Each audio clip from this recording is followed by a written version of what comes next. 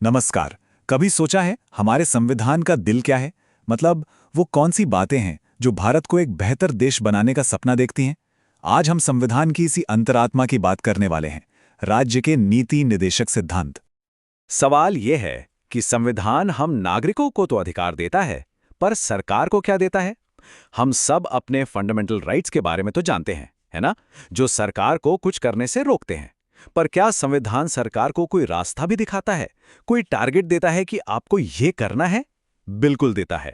और यही राज छिपा है संविधान के पार्ट 4 में। तो चलिए सीधे इसी टॉपिक पर आते हैं। हम बात कर रहे हैं directive principles of state policy, या शॉर्ट में कहें तो डीपीएसपी। तो ये डीपीएसपी है क्या चीज? देखिए, एकदम आसान भाषा में ये कॉन्स्टिट्यूशन की तरफ से सरकार के लिए एक तरह की टू डू लिस्ट है। ये वो निर्देश हैं, वो गाइडलाइंस हैं जो सरकार को बताती हैं कि देश को एक कल्याणकारी राज्य, मतलब एक वेलफेयर स्टेट कैसे बनाना है। ठीक है, तो अब आता है सबसे जरूरी सवाल, फंडामेंटल राइट्स और इन डायरेक्टिव प्रिंसिपल्स में आखिर फर्क क्या है? क्योंकि ये दोनों बहुत अलग हैं और इस फर्क को समझना सबसे जरूरी है। पहला और सबसे बड़ा फर्क है इनके रोल का। आप ऐसे समझिए, फंडामेंटल राइट्स एक ढाल की तरह हैं। वो नेगेटिव हैं, मतलब वो सरकार को कुछ गलत करने से रोकते हैं, जैसे कि सरकार किसी से भेदभाव नहीं कर सकती। वहीं डायरेक्टिव प्रिंसिपल्स एक मिशन की तरह हैं। वो पॉजिटिव हैं, वो सरकार को कुछ अच्छा करने के लिए कहते हैं, जैसे कि पुरुषों और महिलाओं दोनों को एक जैसे काम के लिए एक जैसी सैलरी दो।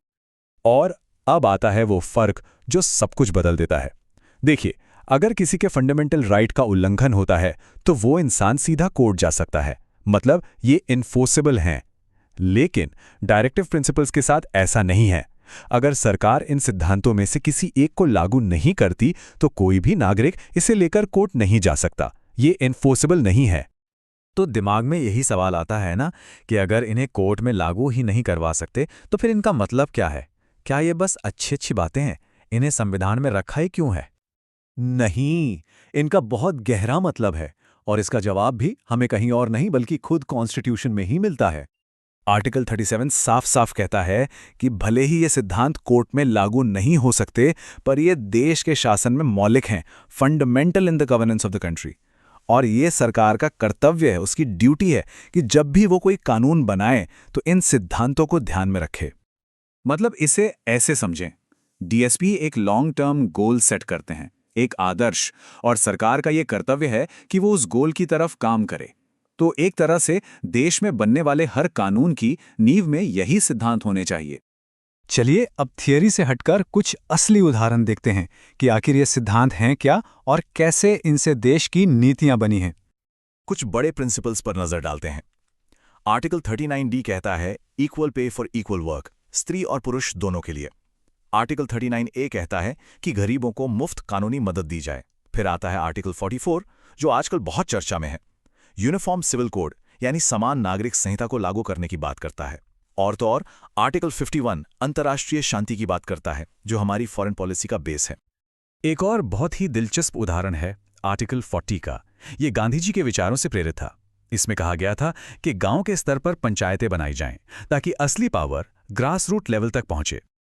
अब सालों तक ये सिर्फ एक सिद्धांत था। फिर इसे हकीकत में बदलने के लिए कॉन्स्टिट्यूशन में एक बहुत बड़ा बदलाव किया गया। कौन सा? 73वां संशोधन। जी हाँ, इसी आर्टिकल 40 को बेस बनाकर 73rd अमेंडमेंट एक्ट पास हुआ, जिसने पंचायती राज को संवैधानिक दर्जा दिया। सोचिए, एक डायरेक्टिव प्रिंसिपल ने देश के गवर्नेंस स्ट्रक्चर में इतना बड़ा बदलाव ला दिया। ये इसका सबसे बेहतरीन उदाहरण है। इसी तरह आर्टिकल 48A है जो पर्यावरण की सुरक्षा की बात करता है, और आर्टिकल 50 जो कहता है कि जुडिशरी को एग्जीक्यूटिव से अलग रखा जाए ताकि हमारी अदालतें बिना किसी दबाव के आज़ादी से काम कर सकें। तो आखिर में इन सब बातों का निचोड़ क्या है? इन सिद्धांतों को हम कैसे देखें? ये बात सही है कि हम इन्हें लेकर कोर्ट नहीं जा सकते, लेकिन ये सिर्फ कोरे सुझाव नहीं हैं। ये वो आदर्श हैं, वो सपने हैं जो हमारे संविधान बनाने वालों ने इस देश के लिए देखे थे। ये उस भारत की तस्वीर है जिसे बनाने का लक्ष्य रखा गया था। असल में ये हमारे देश के शासन के लिए एक मॉरल कॉम्पस हैं, एक नैतिक दिशा सूचक। ये वो कॉम्पस है जो हर आने वाली सरकार को रास्ता दिखाता है, उसे याद दिलाता है कि देश को किस दिशा में लेकर जाना है। एक सच्चे वेलफेयर स्टेट की दिशा में, जहां समाज के हर इंसान का कल्याण हो। पर एक सवाल आज भी हमारे सामने खड़ा है।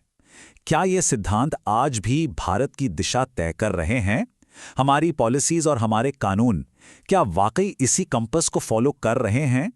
ये एक ऐसा सवाल है जिस पर सोचना बहुत जरूरी है।